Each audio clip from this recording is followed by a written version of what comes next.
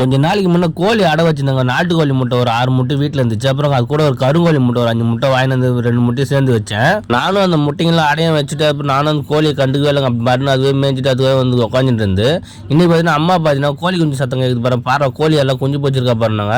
நானும் அந்த கூடியை திறந்து பார்த்து கோழியை தூக்கி பார்த்தோம். பார்த்தீங்கன்னா ஒரு 7 கோழி குஞ்சு பொறிச்சிருந்தது. பார்த்தீங்கன்னா கருங்கோழி குஞ்சு ஒரு 3, நாட்டுக்கோழி குஞ்சு ஒரு 4 பொறிச்சிருந்துங்க. பார்க்கறதுக்கு அழகாக சூப்பராக இருந்துச்சுங்க.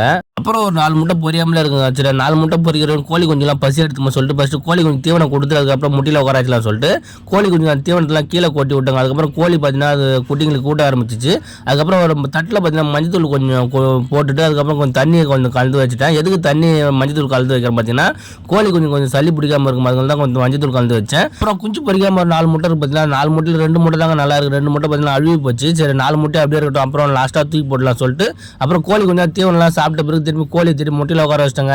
நாளைக்கு பார்க்கலாம் முட்டை பொரியுதா இல்லை முட்டையை தூக்கி